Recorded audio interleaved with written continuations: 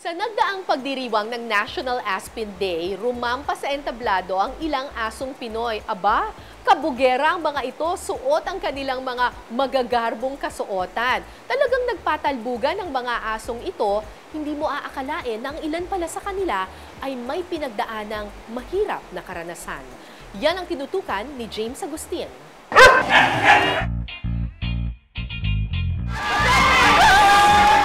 Hindi magkamayaw mga manunood sa isang pagtatanghal sa mall na ito sa Quezon City. Ang kanilang tinitilian, hindi sikat na singer o artista, kundi mga aspi na todo forma sa kanilang pagrampa. Mayroong effort sa kanyang Moriones costume. Ang isang ito naman, ang bayaning si Apolinario Mabini Angpeg. Sila ang mga kalahok sa Ginoo at Binibining Aspin 2023. Pero sa likod ng kanilang bonggang kasuotan, ay kwento ng pambihirang sakripisyo at pagmamahal.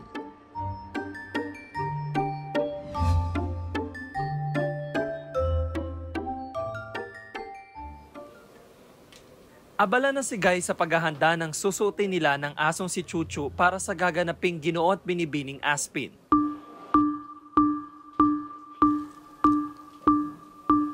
Yung costume, magaan lang yan. Kasi light material siya, goma siya. Especially yung sa aso. Para medyo comfortable yung sa aso yung costume, kailangan magaan. Hindi mainit. Yan. Dinesign ko talaga siya na madaling isuot, pati comfortable sa aso. Dating cosplayer si Guy, kaya sisiw lang ang pagsuot ng ganitong klaseng damit. At ngayon, si Chuchu naman ang sinasanay niya sa kanyang hilig. Nilalakad pa niya ito para maging komportable bilang paghahanda sa kompetisyon. Proud nga siya sa kanyang partner dahil mabait at malambing ito. Si Chuchu, bait yan. Sa lahat ng naging aso ko, yan ang kumbaga, friendly, sociable. Hindi mo siya maririnig na tumatahol. Kaya hindi pwedeng guard dog eh. Very friendly siya. Kaya siya madaling dalhin sa mga mall, madaling ipasyal kasi very friendly talaga. Tuta pa lang si Chuchu nang mapulot ito ng kanyang kapatid. Si Chuchu, dinala yan ng kapatid ko galing Pampanga. Hindi ako sure sa istorya pero parang napulot niya yung tuta. Dumating dito yung tuta. Hanggang sa lumaki na yan, mga 2016? Kasi ang estimate tayo, mga 8 years old na siya eh. Ngayon, partner na sila sa mga event.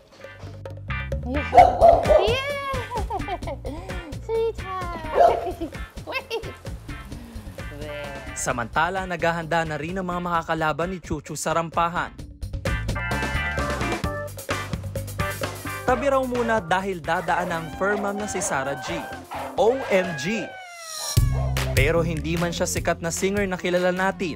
Forever's not enough daw ang kanyang pagmamahal sa kanyang mga fur babies. Lahat sila, mga rescue dogs. At ang kanyang pambato sa pageant, ang aspin na si Snowy.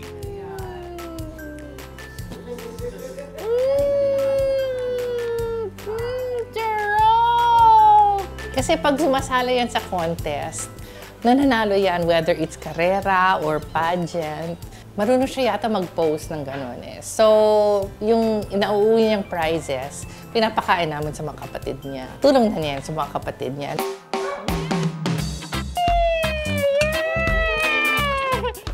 Sinasanay na rin ni Sarah ang bunso sa 13 alagang rescue dog na si Rocky. Ang kanyang costume for the event, ang bayaning si Apolinario Mabini. Kasi iniisip ko, dapat angkop yung Filipino costume ni Rocky sa personality niya. So naisip ko, si Apolinario Mabini, kasi medyo may kapansanan siya. Tapos si Rocky, tatlo lang paa. Pero ang daming na-achieve ni Apolinario Mabini. Napakatalino niya, napakadaming na-contribute niya to our country. So sabi ko, tamang-tama, Apolinario Mabini, si Rocky. 2022 nang mapulot nila si Rocky sa kahabaan ng C5. Si Rocky, nung dumating siya sa compound namin, bali ang paa niya. As in parang ganyan, nagpa-flap. Kasi hit and run victim daw siya. sabi nung vet sa akin. 1 month na sigurong bali yun when I met Rocky. Tapos pinaopera namin, nilagyan ng bakal. Dahil ang tagal na nang nabulok yung fracture, hindi na kayanan ng katawan niya. So, inamputate na namin. So ngayon, tripod na siya. Pero 3 lang paa niya, pero buo-buo ang kanyang puso and he is a very smiley dog. Pluto, come here. Pero kahit may kakulangan si Rocky, hindi daw siya mahirap alagaan. Si Rocky is very smiley, pero pag may nakatayong tao, na-intimidate siya. So gusto niya parating nakaupo ang stranger. Pero ganyan talaga kasi pag hindi natin alam ang history ng mga aso na nare-rescue natin. May kanya-kanya silang mga issues and then unti-unti nating i-work on yon para maging okay sila. Talagang napalapit na ang puso ni Sarah sa kanyang mga alagang aspin. Isa na nga sa kinatatakutan niya, ang bawiin ito sa kanya ng mga tunay na may-ari, lalo na si Rocky. Yon ang fear ko, that any of my children biglang mag-claim. Pero ang mangyayari niyan is, syempre, we have to respect the original owner. So, tatanungin natin yung bata or yung aso, di ba? Uupo tayo and we will ask the dog, anak, uuwi ka ba sa akin or gusto mo umuwi sa dati? Kung kanino gusto ng aso, yun po ang susundan natin.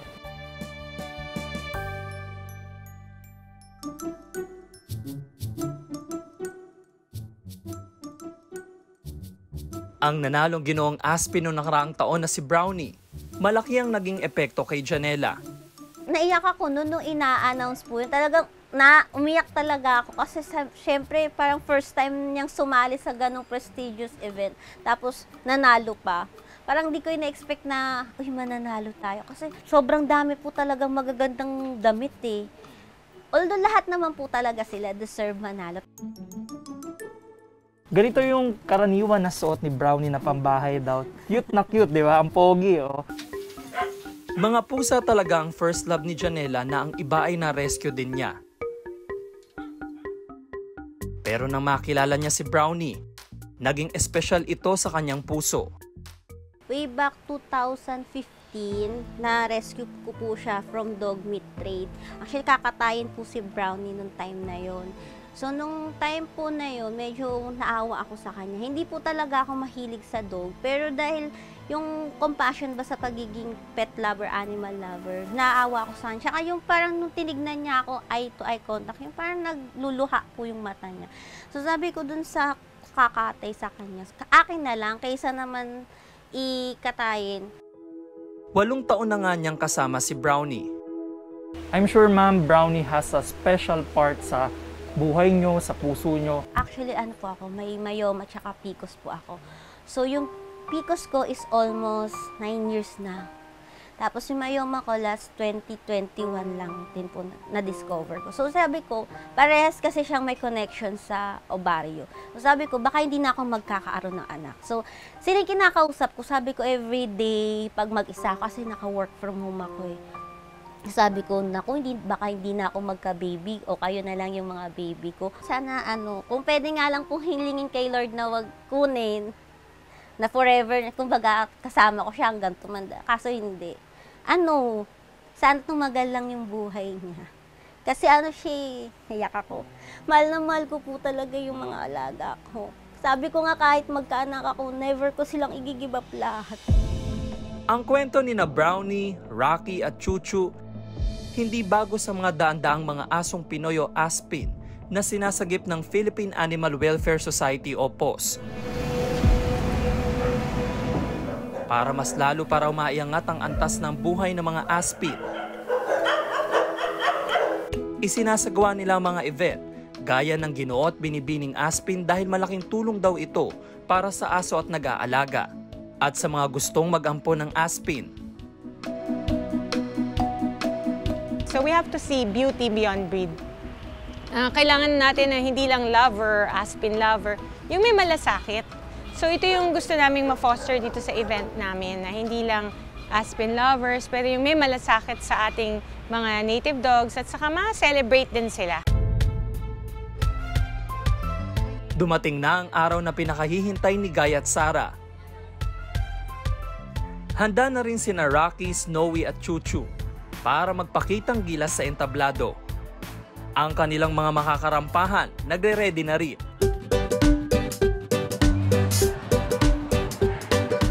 May malamamang sorbetero.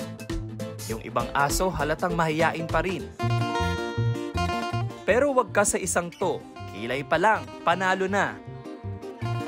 Nandun din sa event ang iba pang mga rescued dogs. Ang iba sa kanila ay for adoption. Habang ang iba naman nakakuha na ng pamilyang mag-aalaga kahit sila ay may kapansanan. Gaya na lang ni Dali na biktima ng pang-aabuso. 2020 nang ma-adopt siya ni Tej. Binanlihan siya ng kumukulong mantika ng isang nagtatrabaho sa isang restaurant. Kahit physically challenged si Dali, hindi nagdalawang isip na ampunin siya ni Tej. Reaction ng ibang tao rin ay maawa, pero mas, paano ba, nahuli niya lang yung puso ko, yun lang. Hindi ko ma-explain, pero ang naramdaman ko kagad, siya ang aso para sa akin. Ilang minuto pa at nagsimula na ang rampahan.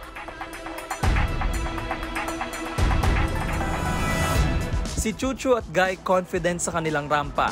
Chuchu, harap po tayo sa John, joined by Guy Singson. Habang si Snowy, malakatryo na gray lang naman ang ikot sa stage, suot ang kanyang Filipiniana gown. Si Rocky naman stand out sa kanyang simple attire na mala Apolinario Mabini. Apolinario Mabini. Pa siyang binibihisan? Pero wait, hindi mawawala ang question and answer portion. Symbolize din po ng pagiging isang Pilipino sa Abaco. Galing, napakaganda ng pagkakagawa. Maraming salamat po. Ilang saglit pa lumabas na ang resulta sa contest. Pinipili Aspen 2023 is Chuchu! Si Chuchu nakuha ang corona bilang binibining Aspen 2023. Wala man cash prize, malaking tulong na rin ang dog food at iba pa sa pangangailangan ni Chuchu. Thank you for being there sa time na nag-iisa, malungkot, pagmasaya, yan. So, and most of all, helping me develop yung patience. Kasi you need to have patience pag nag-alaga ng hayop talaga.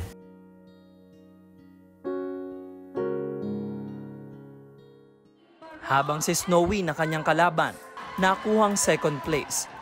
Hindi man nanalo si Rocky sa pageant, proud naman sa kanya si Mami Sarah G.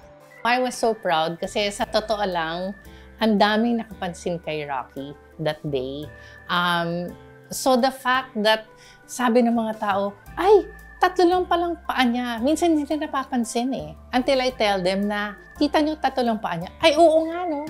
So that means nangingibabaw yung personality niyang masaya and yung pagka-cute niya.